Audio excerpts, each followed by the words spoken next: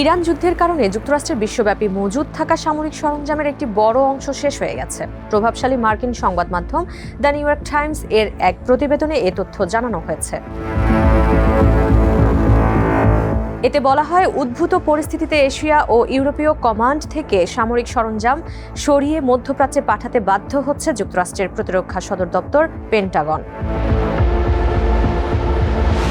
প্রতিবেদনে আরও বলা হয়, ইরান যুদ্ধের ব্যয় নিয়ে কোনো আনুষ্ঠানিক হিসাব দেয়নি হোয়াইট হাউস। তবে দুটি স্বতন্ত্র সংস্থা জানিয়েছে যে ইরান যুদ্ধে প্রতিদিন প্রায় $100 কোটি খরচ হচ্ছে। 40 দিনের যুদ্ধে অন্তত $35 বিলিয়ন খরচ হয়েছে যুক্তরাষ্ট্রের।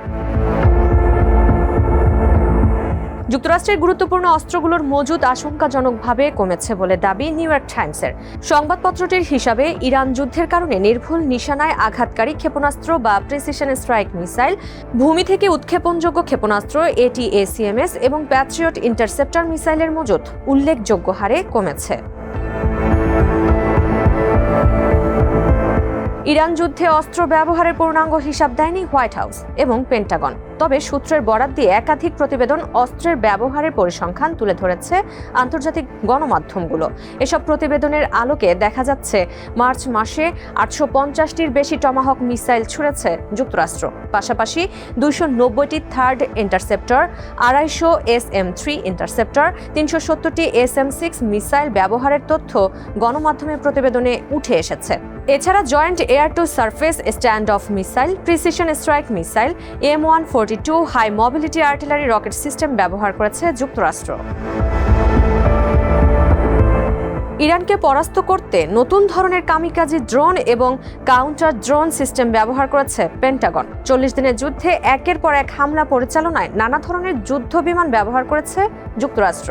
এই তালিকায় F-35, F-22, F-15E এর মধ্যে কয়েকটি যুদ্ধ বিমান ভূপাতিত করেছে তেহরান। অস্ত্র ভাণ্ডারের তথ্য সবসময়ই গোপন রাখে যুক্তরাষ্ট্র। তবে সাম্প্রতিক বিশ্লেষণ ও প্রতিরক্ষা প্রতিবেদন থেকে পাওয়া তথ্যের ভিত্তিতে মার্কিন অস্ত্র ভাণ্ডারের আনুমানিক চিত্র তুলে ধরেছে একাধিক গণমাধ্যম। এতে বলা হয়েছে, মজুদ থাকা প্রিসিশন স্ট্রাইক মিসাইলের প্রায় 45%, থার্ড ইন্টারসেপ্টর SM-3 ইন্টারসেপ্টর ও প্রায় 50% ইরান যুদ্ধে খরচ করেছে যুক্তরাষ্ট্র।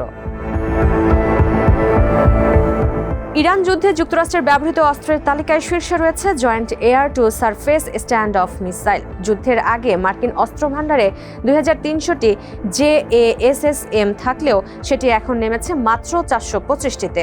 আর প্রায় 1400 প্যাট্রিয়ট মিসাইল ব্যবহারের পর যুক্তরাষ্ট্রের ভাণ্ডারে আছে মাত্র 900টি। সবচেয়ে উল্লেখযোগ্য দিক হলো, পারমাণবিক অস্ত্রের বড় মজুদ থাকলেও ইরান যুদ্ধে এর ব্যবহার করেনি ওয়াশিংটন।